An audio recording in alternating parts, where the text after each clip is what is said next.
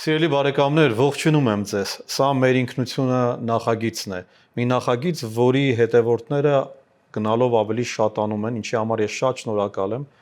ինչը նաև վկայում է այն մասին, որ այն թեմաները, որոնք մենք քննարկում ենք եւ այն հյուրերը, ում մենք հրավիրում ենք, հետաքրքիր են, կարևոր են եւ ժամանակավրեպ չեն, որովհետեւ շատ հաճախ մենք լսում ենք, որ մարդիկ կարող են ասել, որ գիտեք, հիմա ժամանակը չէ նման հարցեր քննարկելու։ Հիմա պետք է օրինակ խոսել խաղաղությունից կամ պետք է խոսել հաջողված պատմություններից։ Ըստ էության մենք նաև դա էլ ենք անում, որտեղ մենք խոսում ենք այն մարդկանց հետ ավելի շատ, ովքեր հաջողված ճանապարհ են անցել, ովքեր մեծ ներդրում ունեն, ովքեր Հայաստանում իրենց ուրույն դերակատարությունը ունեն։ Հաճախ միշտ չէ որ նկատելի, բայց կարևոր են։ Այսօր էլ ես բացառություն չեմ անելու եւ կներկայացնեմ մեր այսօրվա հրաշալի հյուրին Տաթև Հայրապետյան։ Տաթև, ողջունում եմ։ Ողջույն։ Շնորհակալ եմ, որ ժամանակ ունեցար եւ մեր այս նախագծում հյուրընկալվում ես։ Ես շնորհակալ եմ հրավերի համար։ Տաթևը պատմական գիտությունների թեկնածու է, Ադրբեջանի հարցերով զբաղվող փորձագետ։ Շատերի համար կարող է մի փոքր տարօրինակ թվալ, ինչու երիտասարդ աղջիկը սկսում է զբաղվել Ադրբեջանով, սովորում է ադրբեջաներեն, ուրիշ երկիր չկար։ Ուրիշ լավ բան չմտածեցի։ Շնորհակալ եմ կրկին հրավերի համար եւ այս ձևաչափում նաեւ զրուցելու հնարավորության համար։ Ես եւս կարծում եմ, որ հարցերը, որոնք դու բարձրաձայնում ես այս հաղորդման շրջանակներում, իրապես կարեւոր են եւ արդիական են ավելի, քան երբևէ միգուցե, հաշվի առնելով մեզ հետ պատահած եւ մեզ պատած իրողությունները վերջին տարիների ընթացքում։ Իրականում Ադրբեջանի հետ կապված իմ ուսումնասիրությունները սկսվել են ուսանողական ժամանակներից, երբ ես սովորում էի Երևանի Պետական համալսարանի պատմության ֆակուլտետում։ Այն ժամանակ մենք նաև ընտրում ենք ամբիոններ, թե որ ուղղությամբ ենք շարունակում։ Ես ընտրել եմ Հայաստանի հարակից երկրների պատմության ամբիոն ու նաև ուղղություն Ադրբեջան։ Իրապես եղել է թվականներ, եթե դա ես սովորել եմ ԵՊՀ-ի պատմության ֆակուլտետում 2006-2010 թվականներին բակալավրատ, 10-12 թվականներին այնտեղ մագիստրատուրա, լուսահոգի գիտնական իմ կողմից շատ հարգված Հայրապետը Մարգարյան, հենց ինքը եւս օժանդակեց, որ ես գնամ Ադրբեջանի ուղղությամբ եւ կարեւոր էր համարում, ճիշտ է կար այդ թերահավատ վերաբերմունքը լուրջ երկրով զբաղվի, օրինակ Թուրքիայով, Իրանով, մի խոսքով, բայց ես ընտրել եմ այդ ուղղությունը, ես սովորել եմ լեզուն մասնավոր, հետագայում պետք է ասեմ, որ նույն Հայրապետ Մարգարյանի ջանքերով լեզուն արդեն դարձավ ուսուցման առարկա այդ բաժնում, կոնկրետ վրացերեն են ընտրել կամ ադրբեջաներեն ուսանողներ, կարծում եմ հիմա էլ կա, ու դա շատ գովելի է իհարկե ուղղության շարունակությունը։ Ու արդեն գնացել եմ այդ ուղղությամբ, ուսումնասիրություններ եմ արել, հետո պաշտպանել եմ Գիտությունների ազգային ակադեմիայում արդեն ուսումնասիրելով, թե ինչպես Լեռնային Ղարաբաղի հակամարտությունը ազդեց Ադրբեջանի ներքաղաքական զարգացումների վրա 88-98 թվերի այդ բավականին բարդ շրջափուլում։ Ու դրանից հետո արդեն ներգրավեց եմ եղել հենց Լեռնային Ղարաբաղի հակամարտության հետ կապված տարբեր ծրագրերում եւ նույն ժամանակ աշխատանքի բերումով աշխատել եմ այդ տարբեր լոբիստական կառույցներում, որոնք աշխատանքներ են կատարում Լեռնային Ղարաբաղում ու արդեն 2018 թվականի հայտնի դեպքերից հետո եղել եմ Իմ քայլը խմբակցության պատգամավոր, ներգրաված եղել էլի Լեռնային Ղարաբաղի հարցով ու արդեն 2020 թվականից հետո կոնկրետ չեմ մասնակցել արդեն 21 թվականի ընտրություններին, բայց գործունեությունս այդ թեմայով շարունակվել է։ Ադրբեջանը ըստ քեզ ինչ էվոլյուցիա ապրել այդ ժամանակահատվածում։ Բավականին լուրջ եւ բավականին բարդ, որովհետեւ իրականում ինքը բռնապետական համակարգ է, այդ տեսանկյունից կա եւ հեշտ եւ բարդ կողմեր, այսինքն մի կողմից ինքը շատ ավելի կանխատեսել է իրականում եւ ես շարունակ կրկնում եմ հաստատ ովքեր հետևել են իմ խոսքին վերլուծություններին գիտեն, ես ասում եմ նման կանխատեսելի հակառակորդի պարագայում, երբ շատ հաճախ նույնիսկ բաց աղբյուրների վրա կարող ես անել վերլուծություն ու ստանալ բավականին իրականությանը մոտ պատկեր, ինչպես կարելի է անդադ չհավատալ իրենց, ինչպես կարելի է չհավատալ այդ վերլուծություններին, երբ ամեն ինչ բաց տեքստերով է ասվում։ Բնականաբար, եթե դրան էլ գումարես հետախուզության տվյալներ, արդեն գրեթե 90%-անոց պատկեր կստանաս, շատերը հսկայական ներդրումներ են անում իրենց հակառակորդի միտքը ընթերցելու համար, մենք ունենք հակառակորդ, որը իր միտքը շատ բարձ ասում է մեզ, թե ինչու է դա պայմանավորված։ Ես եմ դա նկատել, որ իրենք բավականին པարզ եւ ուղիղ են ասում, առանց երկմտություն առաջացնել, այսինքն դու կասկածի տեղի չեն տա, թե ինչ իրենք նկատի ունեն։ Իրենք հստակ ասում են, օրինակ ենթադրենք, երբ որ խոսում են այսպես կոչված Զանգեզուրյան միջանցքի մասին, իրենք նկատի ունեն Զանգեզուրյան եւ միջանցք, ոչ թե այլ բան եւ ոչ միջանցք։ Ինչպես է ստացվում, որ այս իրավիճակում դեռևս տարընթերցումների կողմնակիցներ կան։ Դե կարծում եմ դա ավելի շատ մեր խնդիրն է, քան իրենց խնդիրն է, որովհետև իրապես այո, պետք է գնահատել, որ իրենք շատ ուղիղ են իրենց թե ցավալապաշտական նկարտումներում, թե ցավալիորեն քսենոֆոբիկ հայատյացի ելույթներում, այսինքն միգուցե առաջ շատերին թվում էր, թե հայատյացություն օրինակ վերաբերում է բացառապես Լեռնային Ղարաբաղում ապրող հայերին, կարծում եմ ակնհայտ է դարձել, որ դա այդպես չէ։ Դա յուրաքանչյուր հայի գլխին կախված տիացություն է, ատելություն է, որը ֆինանսավորվում եւ քարոզում է պետական մակարդակով։ Ես անընդհատ դա կրկնում եմ, ասում եմ, ես չեմ հասկանում, ոնց կարող է մի ժողովուրդ, որը անցել է ցեղասպանության միջով, չհասկանա ինչ է նշանակում պետական մակարդակով տվյալ էթնիկ խմբի հանդեպ ատելության քարոզ։ Եվ ես նաև շեշտել եմ, որ ես երբեք չէի ուզի, որ նման բան տեղի ունենար Հայաստանում ադրբեջանցի ժողովրդի դեմ։ Ես դա չեմ ընդունում սկզբունքորեն։ Իհարկե կար նման մոտեցում, որ մենք էլ պակաս ադրբեջանատիած չենք։ Դե այդ մոտեցման հիմքը ո՞րն է հենց դա։ Որտե ինչի են այդպես ասում, չեն այդ հայլին դնում, փորձում են հատ հայլային պատկերացնել։ Դա երևի սեփական թուլության արտացոլում եմ համարում, որովհետև եթե փաստերի դաշտում ուղղակի խոսենք, փաստերի դաշտում եկեք նայենք ով է եղել երբևէ Հայաստանի 4 ղեկավարներից Լևոն Տեր-Պետրոսյան, Ռոբերտ Քոչարյան, Սերժ Սարգսյան եւ Նիկոլ Փաշինյան։ Ես երբևէ որևէ ղեկավարից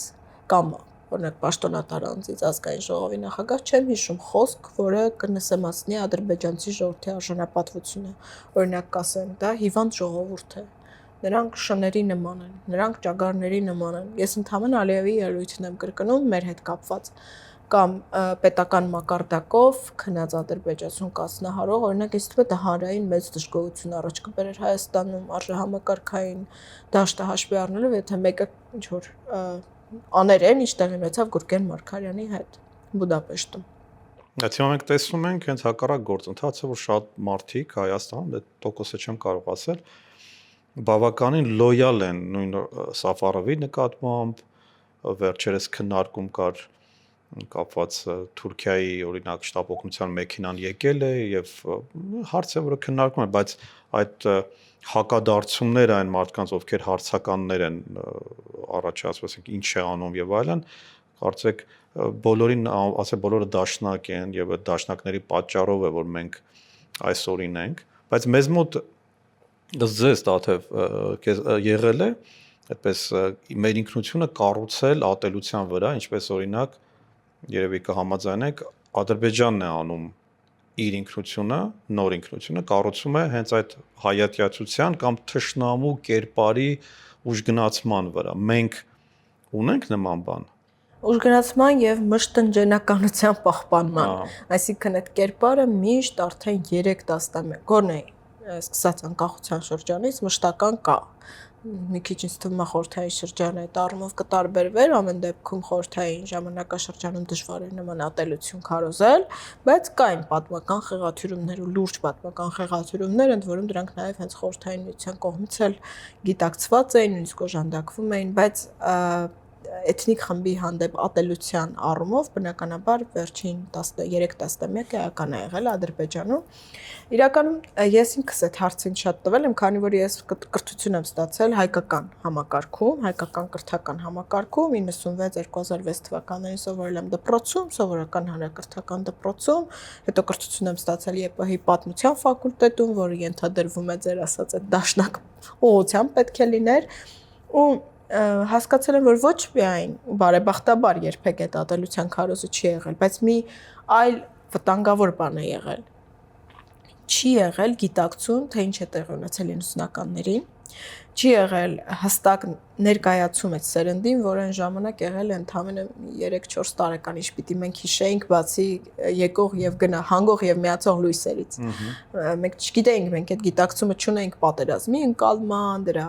եւ ինչ էր կատարում եւ ինչպես էր տրվել այդ հաղթանակը։ Ոչ մեկ մեզ չբացատրեց, այս անդադը եմ ասում, թե ինչ դժվարությամբ էր տրվել այդ հաղթանակը։ Լինում էին շքերթներ, ես չեմ ասում չէին լինում էին խոսքեր, լինում էին Արցախ այցեր, բայց խորքային գիտակցումը, որ ֆունդամենտալ գիտելիք դառնա իմ սերնդի մոտ, թե ինչ դժվարությամբ այդ հաղթանակը տրվել, դա չի եղել ոչ դպրոցում։ Այսինքն այդ ջանքերը չկապիտալիզացվեցին եւ այն ժամանակ եւ առավել եւս դրանից հետո։ Իհարկե, այո, եւ դա հետո առավել ծանր է, որովհետեւ 44 օրյա պատերազմին ու դրան հաջորդած շրջանում արդեն ոչ միայն պարտությունը սկսեց քարոզվել որպես նորմալ երևույթ, այլ ընդհակառակը սկսեց քարոզվել պարտությունը որպես հաղթանակ։ Ամբողջությամբ շուրջ տրվեց ամեն ինչ, բայց ֆունդամենտալ գիտելիք ես ամեն դեպքում ստացել եմ իմ կրթության ժամանակահատվածում եւ այդ ժամանակ ես եթե չլիներ ինչ որ ընտանեկան պատմություններ եւ այլն իմ ընտրած ուղիները, ճանապարհները, ես չէի ունենա այդ գիտելիքը Արցախի մասին, ես այդքան հաճախ չէի լինի Արցախում, եթե ես չընտրեի դա նաեւ իմ աշխատանքի բերումով։ Եվ ես ասում եմ, ես երջանիկ մարդ եմ, որովհետեւ ես ընտեղ ամեն անկյունում եղել եմ, ամեն ձևով գիտեմ, ես գիտեմ այդ հողի արժեքը, ես հասկա։ Դրա համար ինձ ոչ մեկ հիմա չի կարող իմ մտածելակերպը փոխել ու ասել, գիտես, դու սխալ ես մտածել, որովհետեւ դա ֆունդամենտալ իմ ուղեղում կա, բայց դա ավելի շատ ընտրած ուղիների հետևանք է։ Այս կա վիճակագրությունը, որ հայաստանցիների, եթե չեմ սխալվում, մոտ 10%-ն է որ այցելել է Արցախ։ Սա ցավալի իրողություն է, միգուցե պլյուս-մինուս ես հիմա լավ թիվը չեմ հիշում, որովհետև նման քննարկում կար դեռևս 18 թվականին, երբ հարցեր բարձրացում, ինչու են մարդիկ օրինակ գնում Ծաղկաձոր կամ նույն Վրաստան, բայց երբեք չեն այցելում Արցախ, երբ որ Արցախն էլ շատերի համար մի կողմ թողնենք իր ռազմահայրենասիրական այսպես կողմը, հա, զուտ մեր տարածքը, մեր եկեղեցիները չկար։ Եվ սա որևէ ձևով կարծեք չփոխվեց եւ հիմա շատերի համար դա դարձավ նույնիսկ սովորական, որ մենք Արցախ չունենք, նրանք երբեք չեն էլ ունեցել կարծեք այդ Արցախը։ Նախ չի եղել գիտակցում, թե այդ հաղթանակը ինչ ծանր գնով է ձեռք բերվել։ Դա շատ կարևոր է, երբ ուսումնասիրում ես այդ թվերի պատմությունը, մամուլը, դա շատ ծանր գնով ձեռք բերված հաղթանակ էր։ Ու դա չգիտակցվեց, դրա պահպանման կարևորությունը չեղավ, չգիտակցվեց տարբեր ժամանակներում մեր տարբեր հանգամանքներով պայմանավորված, իսկ հետո դա կորցնելը եւ իջիկ դարձնելը սկսեց ներկայացվել որպես լավագույն լուծում, լավագույն ձեռքբերում Հայաստանի նորանկախ պատմության մեջ։ Այսինքն մի հաղթանակ, որի համար հսկայական կյանքեր էր տրվել, հսկայական ռեսուրս, ջանք, էներգիա եւ միտք այդ տարիների ընթացքում ինքը չէր կապիտալիզացվել այնպես, ինչպես կարող էր կապիտալիզացվել, պետք է որ կապիտալիզացվեր, ու հետո հոդս ցնդեց այդ ամբողջը, ու ասաց, վայ, բայց էս լավ էր, ոնց որ դա բեռ էր, հա, ոնց որ այդ հաղթանակը, ցենց ավելի լավ է ապրել, պարտված ապրելուց լավ բան եք մտածը ժողովուրդ ջան։ Բայց մենք այստեղ գալիս ենք կազուսի առջև ենք կանգնում։ Այդ ինչպես է հնարավոր։ Դե այդ հայտնի Օրելյան խոսքերը հաճախ եմ կրկնում, որ ասում է տգիտությունը ուժ է, պատերազմը հաղթանակ է, ստրկությունը ազատություն է։ Այսինքն ամեն ինչ սկսում է հարություն, աստիճան գլխիվայր շրջվել ու ներկայացվել որպես իրողություն։ Եղել են պատմության մեջ նման դեպքեր, որ ամենաանհեթեթ ու վտանգավոր մտքերը ներկայացվել են հանրությանը որպես բացարձակ հանրությունը չունի այդ դիմադրողականությունը, դիմադրելու այդ ինստինկտը նաև, որը խոսենք ըստ էության դրա մասին, նարատիվները, որոնք ներմուծվում են դրսից, կարծեք թե մենք միշտ այստեղ հարցը մենք օտարամոլ ենք, թե հակառակը, այսինքն չենք ընդունում ոչ մի օտար բան, պարադոքսալ բան կա։ Պիտի որ ունենայինք այդ պաշտպանական մեխանիզմները չընդունելու, անկախ նայած թե ինչ օտար նարատիվի մասին խոսքը, առավել եւս հակահայկական նարատիվները, որոնց մասին դուք նաև խոսում եք շատ ձեր Facebook-յան եւ այլ գրառումներում, պիտի որ առանց մասնագետի միջամտության մարդիկ ինքնին ներքուստ այդ զգացողությունը ունենան, որ սա հակա ինքնութենական, հակահայկական, հակապատմական, հակագիտական, հակա ամեն ինչ է, ինքը չի կարող լինել որևէ նպաստով, բայց կարծեք ամենավերջի տարբերակն է, որ ինքը ընդունվում է, որ պիտի տենց չլիներ։ Տեսեք, ինձ թվում է մի քանի շերտ ունի այս հարցը, մեկ որ դա գալիս է Ադրբեջանից, այսինքն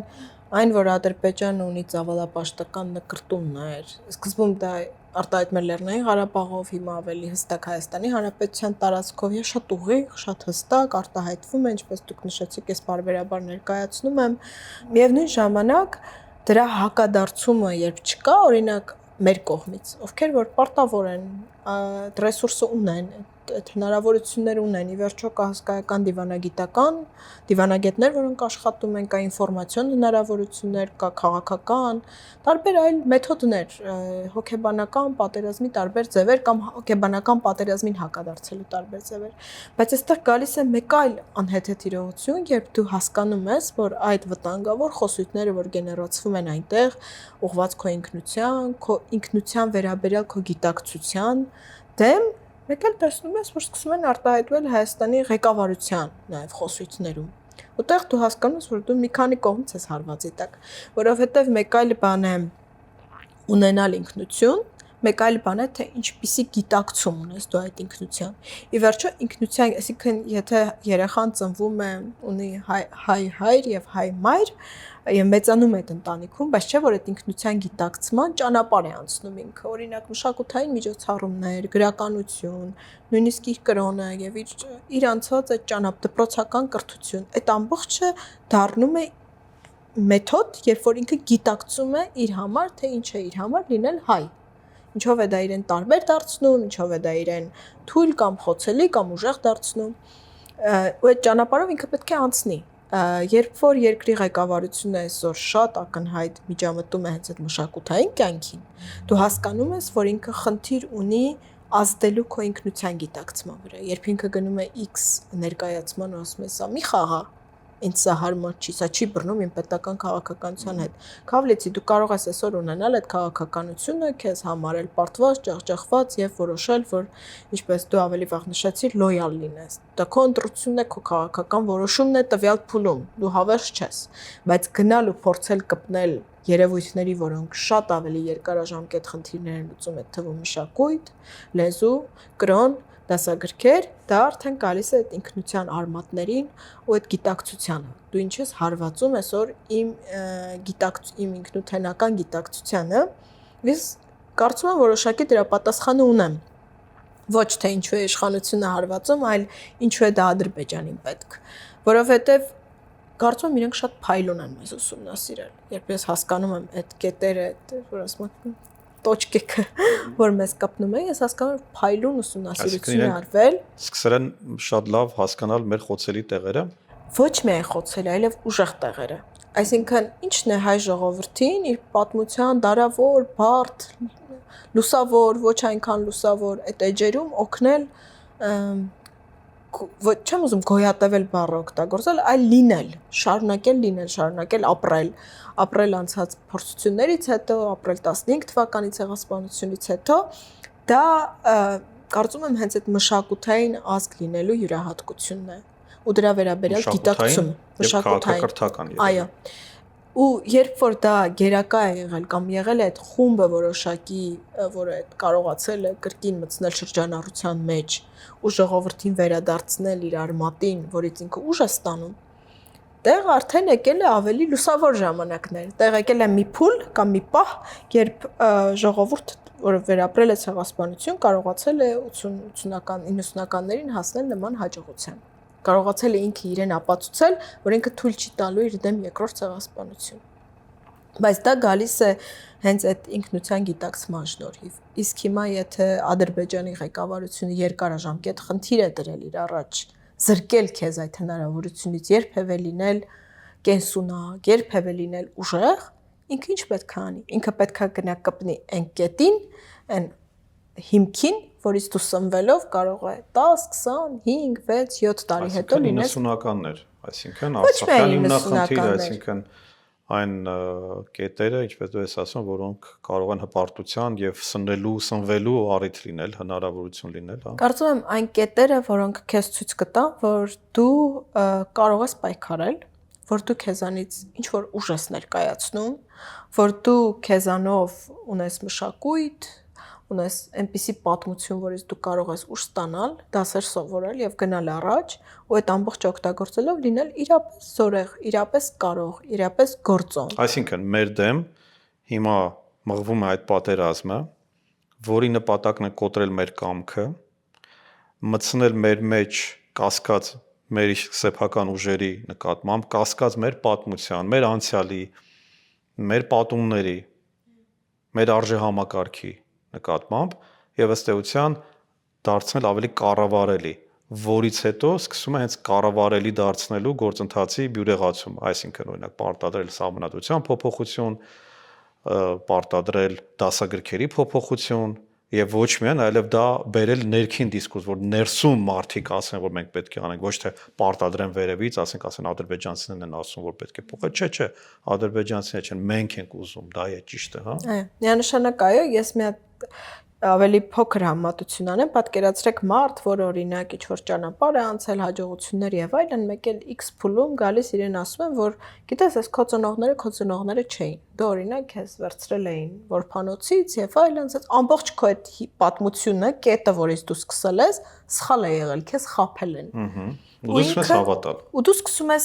ոչ միայն հավատալ, այլ նաև դու սկսում ես ընկնել տարօրինակ ապրումների մեջ, դու հարցականի տակ ես դնում ոչ միայն քո անցյալը, այլ անցած ուղին, այլև քո ապագան է սկսում խեղվել դրա շնորհիվ, որովհետև դու կորցնում ես այդ հիմքը, որից դու սնվել ես, որը քեզ կերտել է, որովհետև յուրաքանչյուր մարդու կյանքում իր ծնողները իր ընտանիք են, այդ հիմքն են, աչքերը բացում ես ծնողներին է տեսնում,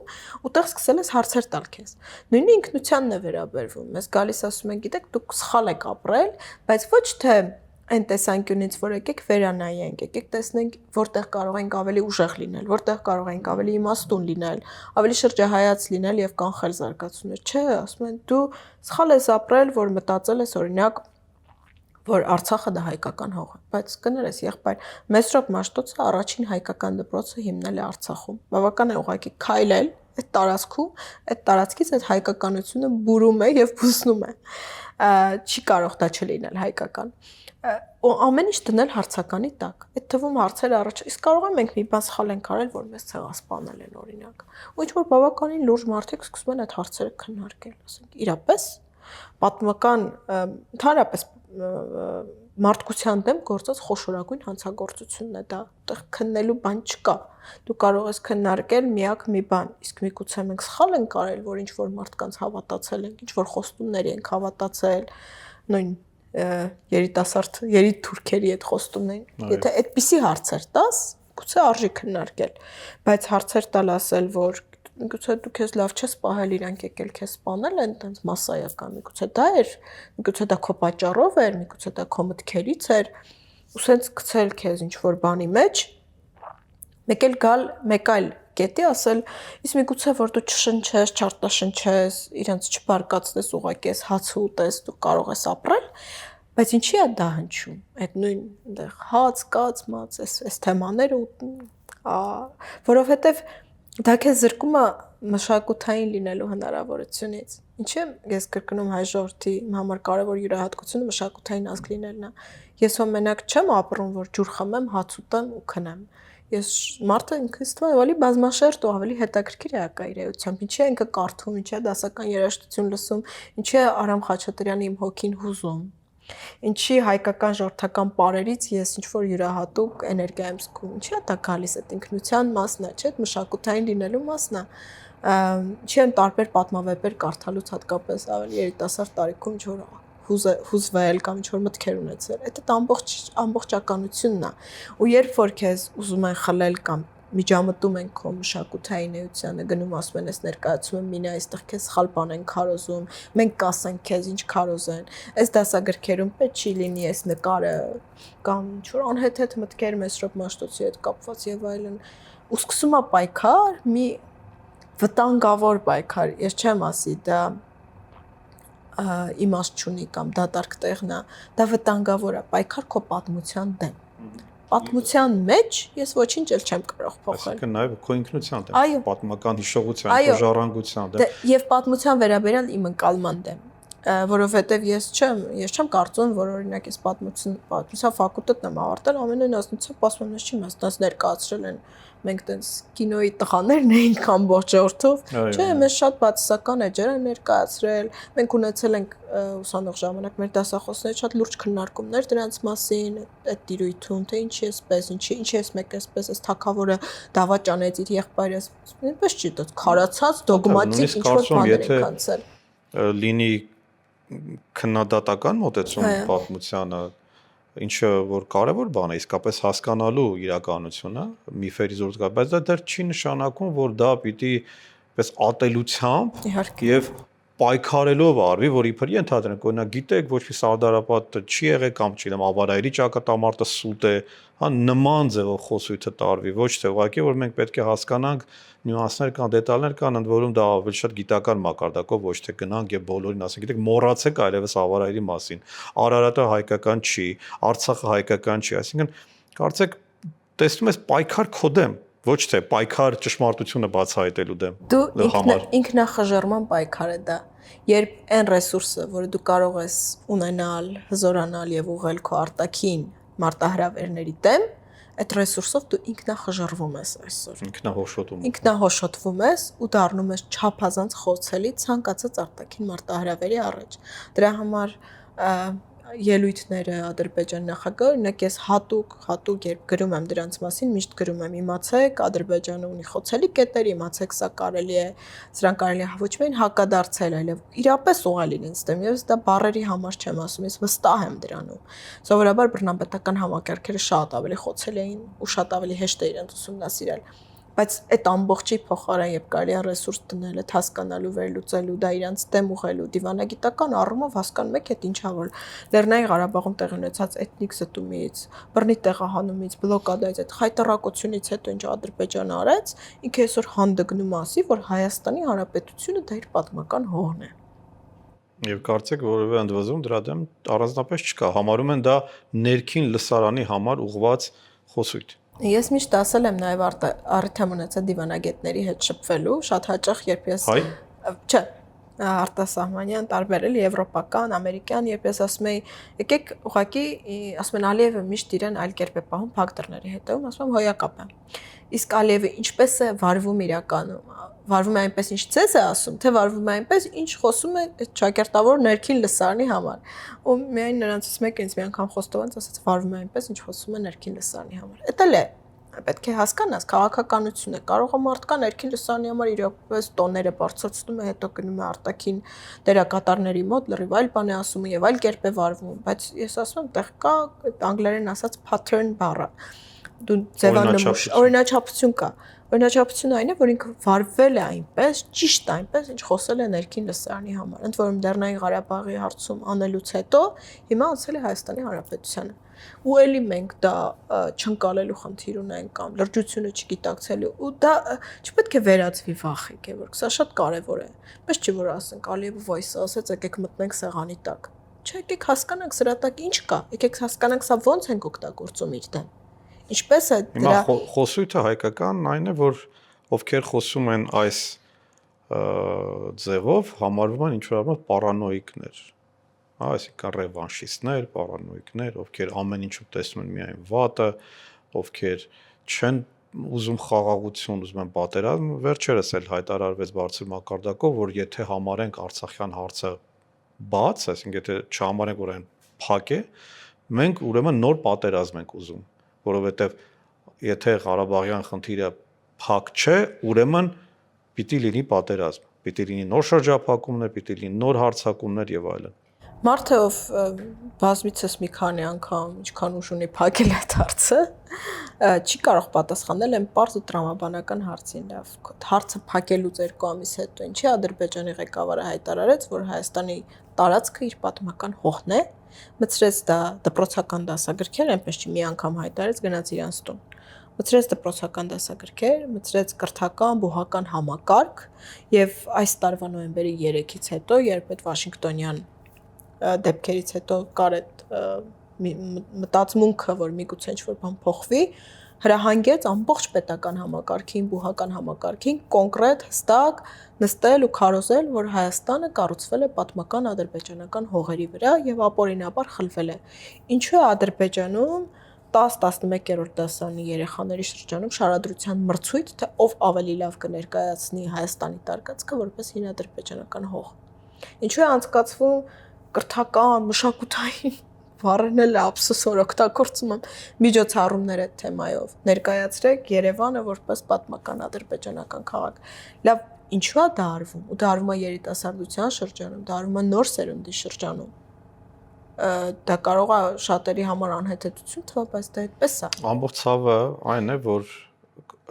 այդ մարդիկ, ովքեր խոսում են խաղաղությունից, այստեղ հատկապես բարձրաստիճան պաշտոններ, իրենք շատ լավ գիտեն այդ ամենը։ Ես չեմ կարծում, որ իրենք չգիտեն, բայց այստեղ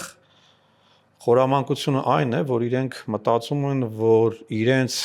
բռնած ճանապարհը միակ պատասխանն է հենց այդպիսի Ալիևի, հենց այդպիսի Ադրբեջանի։ Դուք ինչ կասեք։ Այդ հայտնի արտահայտությունը կա, ասում է, քեզ թվում է, որ դու ինչ չես նայում, ես քեզ չեմ տեսնում։ Իսկ եթե իրենց թվում է, որ իրենք չտեսնելու տան այդ իրողությունները դրանից դրանք վերանում են, իրենք հավերժ չեն։ Դրանով կմեղմեն, դրանով իրենք չեն սադրի, չեն հրահրի հնարավոր է հենց այդպիսի ագրեսիվ Ալիևի վարքագիծը։ Բայց իրենց բացառիկ լոյալության պայմաններում Ալիևը ինքնասադրվում է։ Ինքնասադրվում։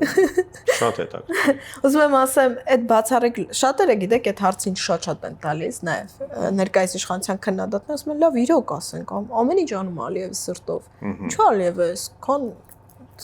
գազ տալիս, ժողովրդի լեզվով ասած, ասում, որովհետև դուք իր հոգեբանությունը չեք հասկանում, որովհետև իր համար նախ մեծագույն հաճույք է հանձին ներկայիս ղեկավարության նվաստացնել մի ամբողջ ժողովուրդ, բարբերաբար, սխմել, նվաստացնել։ Երկրորդ, ինքը մտածում է, որ հայերը բավարար չափով չեն տառապել։ Դեռ ճանապարհ ունեն անցնելու։ Իրենք այդպես էլ ուղիղ ասում են, դուք մեզ 30 տարի ստորացրեցիք, ժամանակն է եկել, որ հիմա էլ մենք ձեզ ստորացնենք։ Ես կարծում եմ ավելի շատ այդ 30 տարվա ընթացքում իրենք իրանց են ստորացրել, որ ճիշտն ասեմ, մենք այդքան ջանք չենք թափել, ինչքան իրենց համակարգը, իրենց ներսում, իրենց այդ գաղափարը, խոսությունը մտցրել այդ ինքնաստորացման։ Ես կարծում եմ իրանք իրենց համակարգով դա հսկայական գործ են արել, որովհետև համեմատելու եզր չկա մեր իշխանությունների վարքը բանակցային գործընթացի ժամանակում ու իրենց իշխանությունների վարքը այդ ամբողջում, այսինքն երկու դեպքում էլ եղել է բավական հաղթած կողմ, թե ինչպես է մեր կողմը իրեն պահել այդ փուլում եւ իրենց կողմը իրենց պահել այդ փուլում, դրանք տենց էականորեն շատ տարբեր վարքագծեր են շատ առումներով։ Ուզում եմ ասեմ, այդ ընդհանուր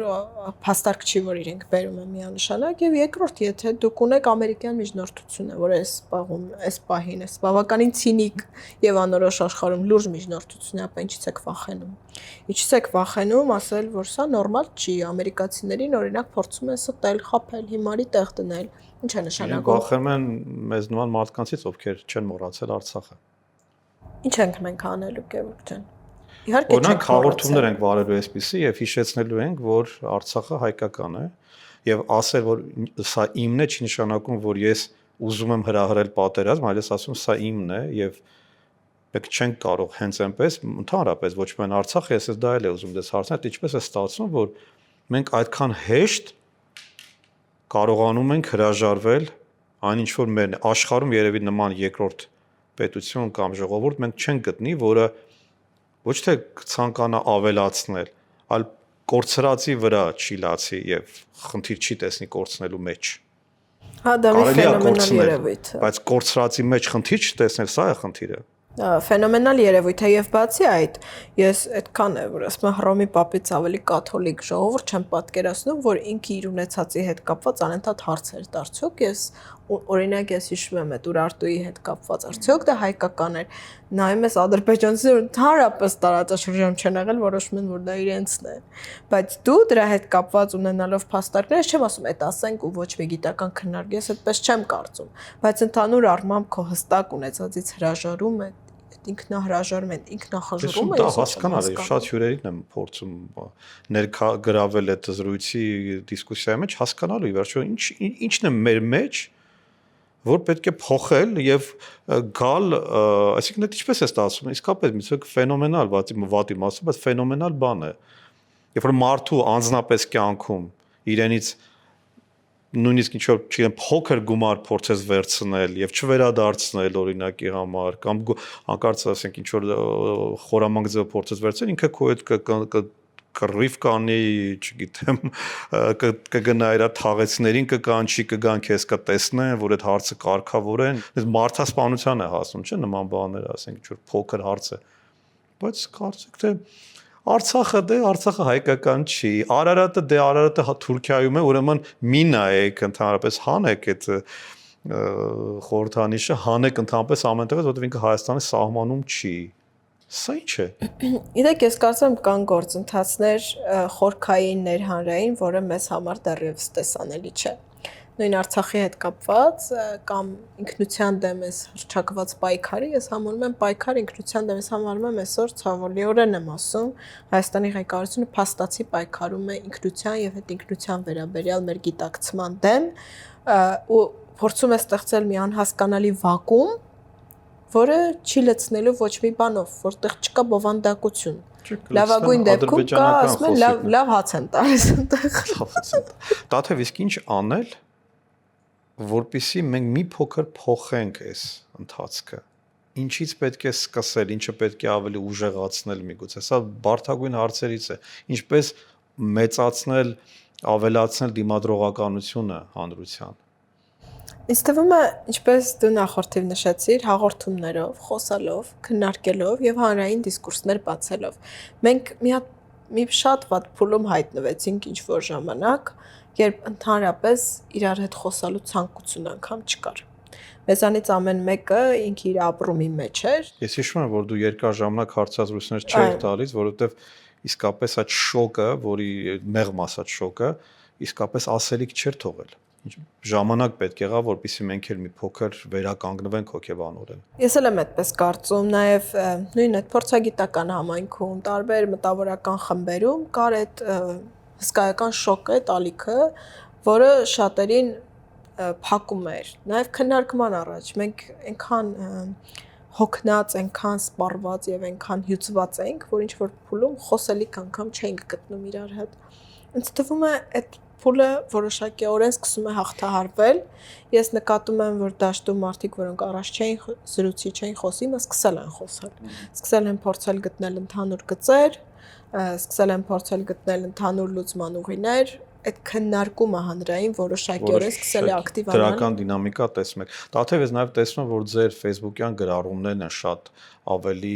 հավանումների արժանանում, շատ են կիսվում, շատ է քննարկումները, դա երևի դրական բան է եւս։ Ես նաև ասեմ, որ իրապես դա զգում եմ եւ շնորհակալ եմ ոչ միայն Facebook-յան գրառումների համար, այլ ինձ հատկապես դրսում շատ են մոտենում ու մարդիկ, որոնք իրապես սրտացավ են, ես հատկապես այդ պահերին դա ծանր գործ է, մեկ լինում է ի վերջո այդ հանրային աշխատանքը չվճարվող աշխատանք է, դա ուղղակի իմ նաև քաղաքացիական գիտակցության արդյունք է, եթե ես այդ ամեն ինչի մասին չգրեմ, մարդիկ չիմանան, դրանից ոչ մեկ չի շահելու։ Ես ուզում եմ մարդիկ տեղյակ լինեն, թե ով է իրենց հակառակորդը եւ երբեք չկորսեն այս գոնությունը, առնվազն այն մարդիկ, որոնք ուզում են այդ գիտակցումը ունենալ, բայց դրսում հատկապես շատ գնահատող խոսքեր եմ ստանում եւ վերջին շրջանում առավել եւս եւ ինձ համար դա իրապես շատ կարեւոր է։ Ես հասկանում եմ, որ մարդիկ հետեւում են, կարդում են, ուսումնասիրում են,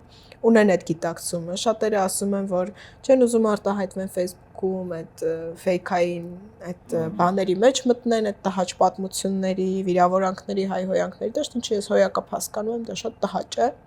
Բայց միևնույն ժամանակ ես այդ տեսնում եմ ու ինձ համար դա ուժ է, որ ես շարունակեմ այդ աշխատանքը, շարունակեմ իրազեկել մարդկանց,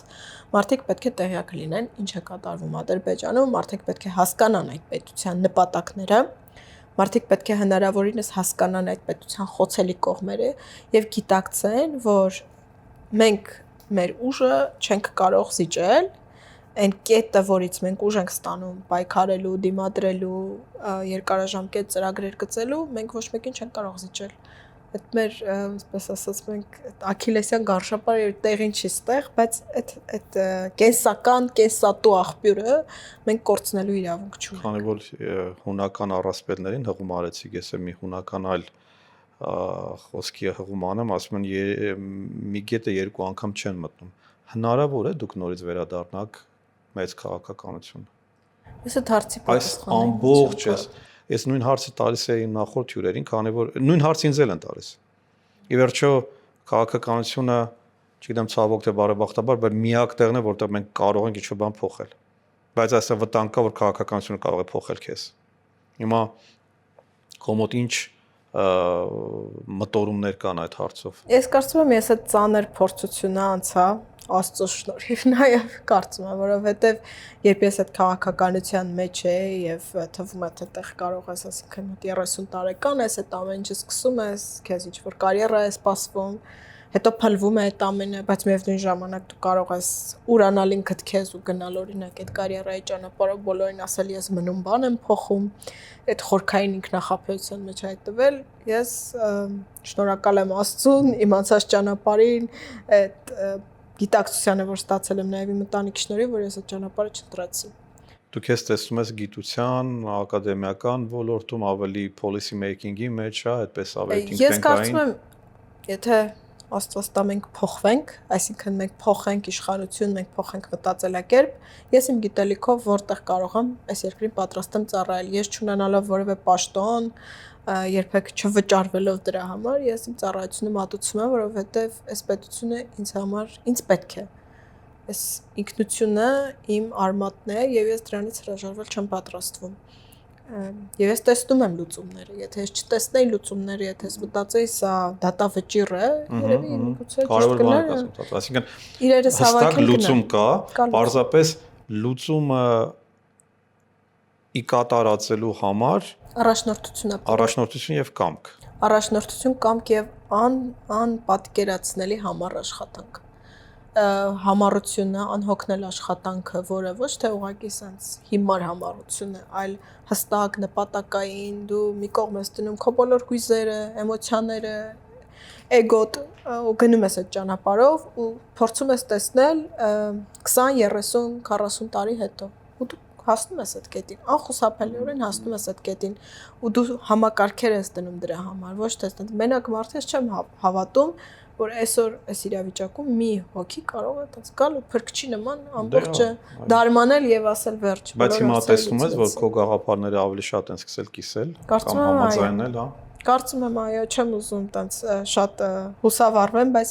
այդ միտումը նկատում եմ, ինչի համար այդ մարդկանց շատ շնորհակալ եմ։ Իրապես շնորհակալ եմ, որովհետև շատ հաճախ մարդիկ չեն հասկանում ինչ է նշանակում այդ ջերմ խոսքը, այդ ճիշտ, այդ լավ խոսքը, երբ որ օրինակ եղել է գործընկերներից զրուցել ենք տարբեր ոլորտներից, երբ ես հարցնում եմ ինչի հանրային ավելի ակտիվ չեն, ինչի չեն իրենց ուղղությամբ շատ խոսում, շատերը ասել են, որովհետև ինչ խոսես, որ տակահայհոյան գրեն։ Ասում եմ, բայց չէ որ դա չի հարցը։ Իրազեկումն է հարցը, գիտակից մարդկանց հաս չի, ասում եմ, մենք այդքան ներվեր չունենք, առողջություն չունենք, երբ որ դու այդ փուլերը անցնում ես, երբ որ այդ ամեն ինչը մի կողմ ես դնում, իհարկե դա մահաճելի, որ իրեն վիրավորեն կամ հայհոյեն կամ հիմար ածականներ կպցնեն, ոչ մեկին դա հաճելի չի։ Բայց միևնույն ժամանակ, երբ որ այդ փուլերը անցնում ես, ու ես կարծում եմ հանրությունը ինքը իրապես գիտակից է, շատ ավելի քան շատերին թվում է։ Ու հանրությունը գնահատում է ազնվությունը։ Իրականում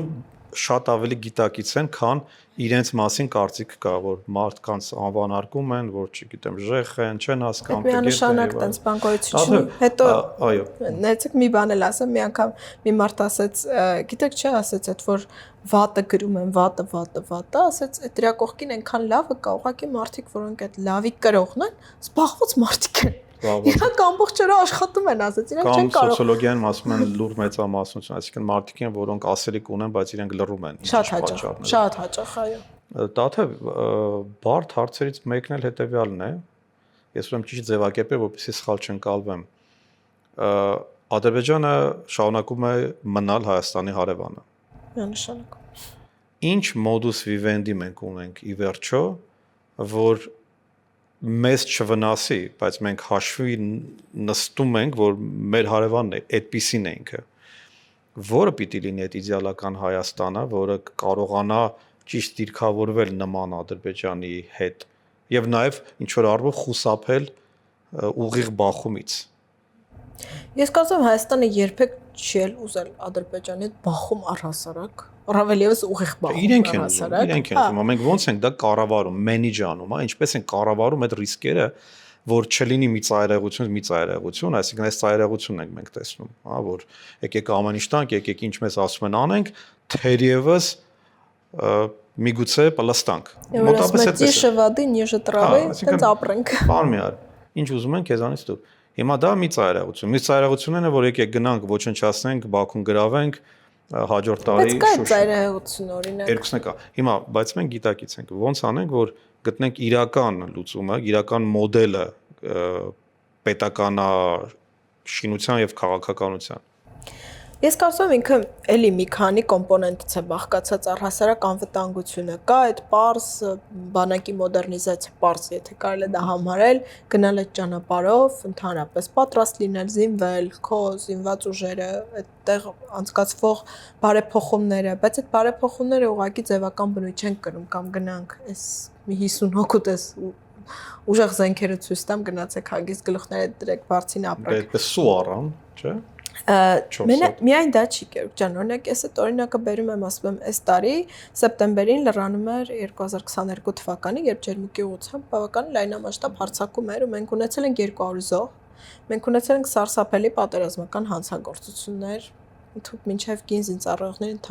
անդամահատման դեպքեր։ Այդ օրերին որոնք փաստագրված են, չէ՞։ Միանշանակ։ Ոչ միայն փաստագրված, ադրբեջանցիները իրենք են դա տեսանկարել։ Իրենք այնքան անպատիժ են իրենց համարում եւ այնքան են հրճվում այդ ամենադաժան երևույթից, որ ուղղակի մարդկային գիտակցության մեջ չի մտնում, իրենք դա նկարել ու իրենք դրել են համացած։ Այդ օրերին Հայաստանի ղեկավարությունը ոչ մի բառ չուներ ասելու այդ մարդկանց հարազատներին, նրանց երեխաներին, նրանց մայրերին, նրանց ծնողներին, քույրերին։ Դա արդեն ցուցիչ է, թե ինչպես է դու վերաբերվում այդ պետության զինված ուժերին, որովհետեւ դա պետք է փոխենք։ Իհարկե, որովհետեւ ի վերջո նույնիսկ իրենց հրճակած իրական Հայաստանի համար էին այդ մարդիկ զոհվել, եթե մի կողմ տնենք Արցախի թեման։ Իհարկե պետք է փոխվի գիտակցումը պետության, այդ պետության համար կյանք տվող, կյանքի անձնազոհության պատրաստ անձանց, նրանց ընտանիքների հանդեպ։ Դա գալիս է այդ մոդեռնիզացիան բանակի, որից ես այդքան գիտակ չեմ, բայց վստահ եմ մենք ունենք փայլուն մասնագետներ Հայաստանում, արտերկրում, որոնք կարող են այդ ծրագիրը գրել, կոնկրետ դնել, այդքան բարդ բան չի էլի։ Ու գնալ այդ ճանապարհով, այդ զենքեր եւ այլն, այդ գնումները անել, հարմարեցնել մեր պահանջներին, այդ մի ճանապարհ։ Մյուսը դա դիվանագիտական ուժեղացումն է, հզորացումն է, տարբեր գործընկերների հետ խաղալը, ընդհանրապես աշխարհը ավելի լայն ընկալելը եւ հասկանալը։ Աշխարհը մեր ռեգիոնով չի սահմանափակվում, բավականին մեծ բարդ խաղեր են գնում, աշխարհի վերադասավորումներ են գնում, հեշտ չի այդ աշխարհը կանխատեսելը, բայց ես վստահ եմ, որ ոչ թե տենց նստեն են կոֆեի բաժակ նայելու մակարդակի փորձագետներով իրենց շրջապատելով ամենայն հարգանքով ամեն մեկի նկատմամբ, բայց երբ որ մարդը պայմանական ասած 5 տարի կանխատեսում անում, ասածից ոչ մի բան չի կատարում, իսկ թվում ինքը այդքան մտածի էլ իր ասածների շուրջ մի քիչ։ Ոչ թե ինքը այլև իրեն կարդացողներ։ Ինչևէ։ Ու այդ մարդիկ չեն այդ գաղափարով չի կարելի առաջ գնալ։ Ոչ թե որ ես չեմ հավանում կամ հավանում եմ, այլ որովհետև դա լուծում չի։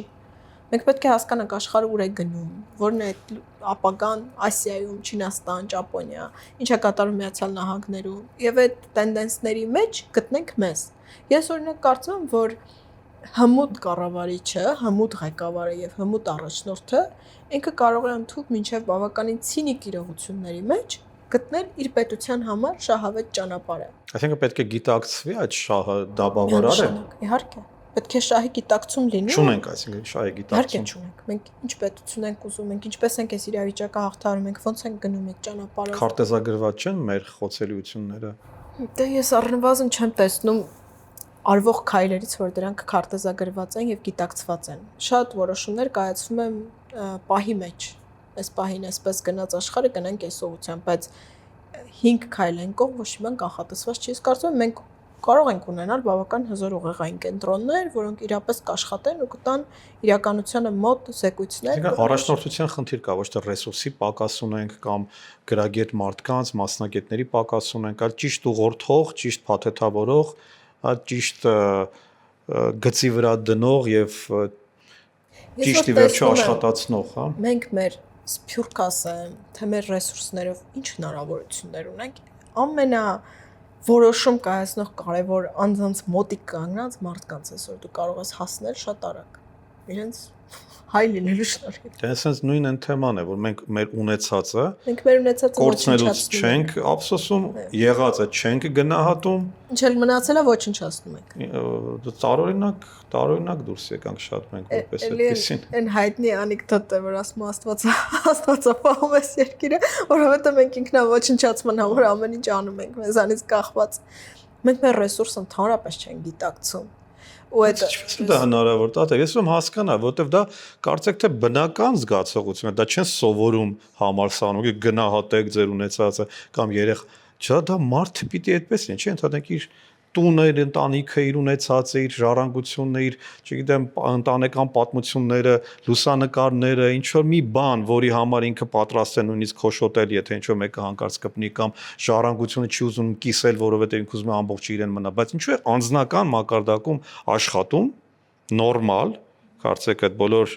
ռեակցիաները նորմալ աշխատում են, բայց հենց սկսում ենք ավելի վերանձնային, ավելի ազգային մակարդակի անցնել, դառնում է ինչ որ ուղակի այդպես քամունման մի հատ միջավայր, որտեղ ոչ մի կոնկրետություն, ոչ մի հստակություն, ոչ մի ռազմավարություն գրեթե չկա։ Ես կարծում եմ քո հարցի մեջ արդեն որոշակիորեն պատասխանը կար, որովհետև շատ հաճախ շատերը բավական էգոցենտրիկ են։ Այսինքն վերցնել կրեդիտները, վերցնել դափնիները, բայց չգնալ այդ բարդ process-ների միջով։ Ինձ համար, չգիտեմ, ես չեմ ուզում, ես ինքնագովեստի խնդիր չունեմ։ Ինձ համար շատ երկրորդական է իմ անձը, շատ հաճախ ինչպես դա կընկալվի, օրինակ, եթե մարդիկ ուշադրություն դարձնեն այդ պատերազմի փորձություններից հետո, ես ինձ խնդիր չէի դրել ինքնամաքրման եւ այլն։ Եթե դու քո խղճի առաջ մաքուր ես, դու գիտես դու ինչ ես արել, ինչ չես արել, որտեղ ես ճիշտ, որտեղ ես ազնիվ, որտեղ ես անազնիվ, ես միշտ ասում եմ, հանրությունը հայելի է, ինքը միշտ տեսնում է, որ գործիչն է իրապես ազնիվ, իրապես համառ։ Կան գործիչներ, որոնք sense թիթեռի կյանքով կհայտնվեն, շատ ակտիվություն կցուցաբերեն, մեկի կանհետանան։ Կան գործիչներ, որոնք համառ կաշխատեն ու ինչ-որ բայից այդ հանրային վստահությունը կվայելեն։ Այդ արդեն լինելու է, որովհետև երբեք ես միշտ ասում եմ, որ այդ տեսախցիկները ավելի թափանցիկ են մեզ դարձնում, քան մենք երևում ենք առանց տեսախցիկների։ Դրա համար խնդիր չունես ինչ-որ բան ապացուցելու, եթե դու քո ուղին ունես, քո նպատակը գիտես ու գնում ես համառորեն այդ ճանապարհով, անխուսափելիորեն քեզ տեսնելու, գնահատելու, արժևորելու են։ Իսկ եթե չանեն, միայն այն, որ դու հասել ես քո նպատակին, դա քո լավագույն պարգևատրումն է։ Այն, որ պետությունը լինի 10-20 տարի հետո շատ ավելի զորեղ, հզոր, դիմակայող, դա իմ լավագույն պարգևատրումը կլու ցանկացած մեկի, ով այս կամ այն ոլորտում իր բաժին ջանքը դնում է, որտեղ մեզանից ամեն մեկը իր ճակատն է վերցրել ու համառորեն տանում է, չնայած բոլոր խոչընդոտներին ամեն մեկի ուղղությամբ։ Դրանից է խնդիրը, որովհետև շատ հաճախ այդ երկիրը ղեկավարողների շրջանում սեփական էգոն այնքան մեծ բացատրելիորեն մեծ է, որ կոծկում է պետական խնդիրները։ Դա էգոն է, թե բարդույթներն են։ Որտեվ էգոն ինքը գլոբալ առումով այդքան վատ բան չի, եթե ինքը իրականում այդ կեղծ էգոն չի, այսինքն բարդույթի էգոն։ Միգուցե ավելի հոգեբանական դաշտի հարց է, դժվար է դրան կպատասխանեմ։ Տաթև եւ վերջին հարցը, ավանդական, այսպես ասած, դարձած հարցը, որը ուղղում եմ իմ բոլոր հյուրերին, որոնք են մեր ժողովրդի լավ կողմերը, որոնք մենք հաճախ միգուցե ուշադրության չենք արժանացնում, կան ակնհայտ լավ կողմեր, որոնք երևի թե ոչ միայն մեզ են հատուկ կամ միայն մեզ են հատուկ, բայց ես կուզեի խոսենք այդ թաքնված լավ կողմերի մասին, կամ եթե թաքնված չէ, գոնե ըստ ձեզ որոնք են մեզ բնորոշող լավ գծերը։ Ես կարծում եմ, այն ինչի սկզբանե խոսեցի, ես սիրում եմ, որ ես պատկանում եմ մի ժողովրդի, մի ազգի, որը մշակութային է, որը ունի իրապես մշակույթ, որը ունի անցած պատմություն, ունի հնարավորություն այդ պատմությունից ուժ ստանալու, այդ պատմության ամբողջ բարդությամբ հանդերձ։ Ինձ այդ հանգամանքը դուր է գալիս, այդ զգացողությունը, որ ես արմատ ունեմ, այդ արմատը շատ խորն է, ես դրանից ուժ եմ ստանում, իրապես ուժ եմ ստանում ու կարծում եմ շատ մարդիկ այդ հնարավորությունը ունեն եւ ես դա համարում եմ ճիշտ ու դրական ու կարծում եմ, որ հենց այդ կարևորագույն գծի գիտակցումն է բերում դրա դեմ այսքան անտեսանելի թվացող, բայց շատ լուրջ ու կազմակերպված պայքարի։ Երևի դա ամենակարևոր բաներից մեկն է, որ ես կնշեմ։ Ես չեմ կարծում, որ մենք ինչ որ մեկից լավն ենք, ինչ որ մեկից վատն ենք, միշտ գալիս գրում են շատ հաճախ մեկնաբան, մենք սենց, մենք նենց։ Ես ինքնափնովումն էլ չեմ սիրում նաև մեզ տանել մի անգամից Օսկարի արժանացնել, դա չեմ սիրում։ Մենք ունենք մեր բազմաթիվ թերությունները, ունենք առավելությունները, ունենք շատ հաճախ անբացատրելի հոգատարություն հանրության մեջ իրար հանդեպ, երբեմն ունենք անբացատրելի իրավիճակներ, երբ չկա ապրումակցում անգամ, տարական ապրումակցում ոմանց մոտ, բայց կարծում եմ ավելի գերական այդ ընկալումն է, ըմբռնումն է, քան հակառակը։ Ուղղակի շատ հաճախ չէ, հիմիկվա միտումների պարագայում վատը ավելի ցայտուն եւ խոսուն է։ Ու այդ ֆոնին լավը ավելի լուռ է, չերևացող է։ Դրա համար պետք է այդ լավը տեսնել, գնահատել, խոսել, ուշադացնել։ Բայց ես վստահ եմ, որ դա շատ ավելի զորեղ է եւ շատ ավելի շատ է, քան թվում է։ Ուղղակի հիմա խրախուսվում է վատը, խրախուսվում է ուրացումը, խրախուսվում է այդ ինքնաոչնչացման տանող ճանապարհները։ Դրա համար դրանք խոսուն, երևացող եւ շատ հաճախ նյարդերի վրա խորապես աստղ են։ Ինչ մեղք ստացնեմ։ Բայց այդ լավը կա, այդ լավից պետք է կարճել, այդ լավը պետք է շատացնել, ու այդ լավով առաջ գնալ։ Ասում Արամ Խաչատրյանի երաժշտությունը, որը շատ հաճախ հնչում է տարբեր միջազգային իրավիճակներում եւ տարբեր բեմերից, ինքը լինելով համաշխարհային, ինքը միևնույն ժամանակ արտակարգ հայկական է։ Ու դու չես կարող այդ երաժշտությունից ուժ չստանալ։ Ու դրա համար ասում եմ մենք մշակութային ենք։ Այդ մշակույթը արտահայտվում է շատ տարբեր ոլորտներում։ Վերջին շրջանում ավելի շատ նաև, քանի որ ես գրում եմ զարդեր, արտահայտվում է արծաթագործության մեջ։ Հայ արծաթագործները ավելի շատ են հենց տիպիկ հայկական զարդանախշերով պատրաստում իրենց գործերը եւ դա բավականին մեծ գովեստի արժանանում։ Արտահայտվում է տարբեր, չգիտեմ, ներկայացումների մեջ, այդ մշակույթը շատ կարևոր է։ Մշակութային լինելը մեզ օգնելու է շատ բան հաղթահարել։ Ու դրա գիտակցումը քեզ ավելի զորեղ է դարձնում։ Դու երբեք չես բավարարվի զուտ, որ դիմացդ մի կտոր հաց տնեն։ Այդ հացը կուտես, իհարկե բոլորս պետք է մարդկային էակներ ենք, բնականաբար սնվում ենք, որ ապրենք։ Բայց միևնույն ժամանակ դու կծկտես ավելին, դու կծկտես ավելի բարձրին, դու կգնաս այդ ճանապարհով, դու շատ կկարդաս, դու շատ կուսումնասիրես, ու դու կգաս ու կգնահատես քո արմատը։ Ու դրանով դու ավելի ուժեղ կլինես։ Տաթև շատ շնորհակալ եմ։ Ես կարծում եմ, որ մեր հեռուստադիտողները մեծ բավականություն ստացան եւ խորհելու նաեւ տեղիք տվեց այս զրույցը։ Երկրորդելով Տաթևին ասեմ, որ այո, լուծումներ միշտ կան։ Շատ կարևոր դիտարկում է սա, լուծումներ միշտ կան։ Եվ շատ կարևոր է, որ մեզնից յուրաքանչյուրը, ինչպես Տաթևը նշեց, գտնի ուժ ստանալու իր աղբյուրը, պատմությունից, անձնական, մեր ազգային, երաժշտությունից կլինի, մշակույթից կլինի, մենք մշակութային ազգ ենք, մենք քաղաքակրթական ազգ ենք, իսկ դրանք կարևոր առանձնահատկություններ եւ ձեռքբերումներ են, որոնք մեկ օրում չեն կառուցվել, մեկ շաբաթում չեն դրանք եղել, հազարամյակների կրակներով, բովերով անցած քաղաքակրթություն է սա, որի պաշտպանությունը եւ պահպանումը մեր պատասխանատվությունն է, ոչ թե ուրիշները մեր փոխարեն դա չեն անելու։ Շնորհակալություն ձեզ եւս մեկ անգամ, լավ եղեք եւ ամենակարևորը չվհատվեք։